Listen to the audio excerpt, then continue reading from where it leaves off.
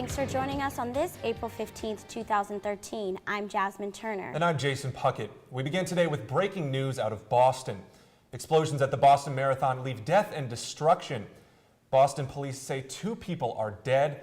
Hospitals in the area report 80 injuries, but that number could increase. You're watching video from Boston. Police say that there were 3 explosions, 2 near the finish line. Police say a 3rd device was found and detonated safely by police. The first 2 blasts were at 2:50 p.m. Now, law enforcement told NBC News they think at least 1 explosion was from a small improvised explosive device, a homemade bomb. We have Bristol Witcher on the phone. She's a former Elon student. Now she's at Northeastern University in Boston.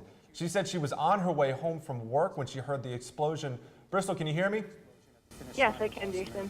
Bristol, I'm so glad to hear that you're doing all right today. So where are you right now? I'm at my apartment. It's probably a little bit less than a mile away from where the explosion took place. And so tell me what happened earlier. You know, you were at work, you heard the explosions. Can you kind of just walk me through that?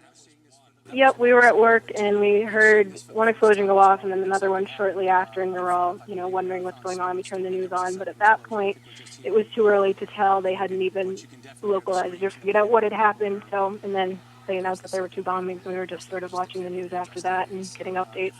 And tell me about that area. You told me earlier that you walk through that when you come home from work normally. What's that area like?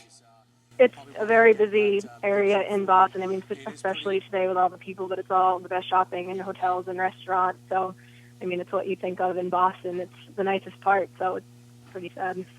And what are your plans for now, Bristol? Are you just going to be staying home and waiting this out? Yeah, they're pretty much encouraging everyone to stay home and not travel in groups at this point. We've got alerts from the campus saying just stay home. There's no need to go out. Everything, for the most part, around that area is on lockdown or evacuated, so there's really nowhere to go at this point. Well, Bristol, I'm so glad to hear that you're safe, and thank you again for joining us. Thanks, Jason.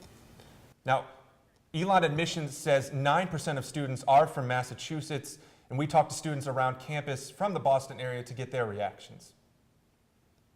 Kind of like it's one day on Patriots Day. There's no school, there's no work, and everybody has a day off to kind of just celebrate the history of Boston. And that's the day where the marathon is. So it's kind of perturbing that there was an explosion there. And there's so many people just from around Boston that I do know that I'm not even sure if they were running it. So it'd be shocking to hear if someone I knew was hurt. My dad works at the hospital, and he said they're bringing people there. And he said my brother called him to check, but haven't heard anything so far. And we have another Boston connection. Communications assistant professor Dr. Julie Lellis lived in Boston for 3 years. She was a professor at Emerson College and lived near the marathon's finish line. We spoke to her about what the city is like on Marathon Monday. The finish line is a central part of the city. It's where everyone gathers to see the end of the race. Usually people are coming in and out throughout the day.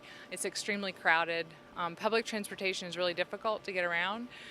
So it's very tight, and I lived around the corner for 3 years, and on Marathon Monday I would go out for a little bit, but it's not something that I wanted to stay out in for a very long time because it feels very full.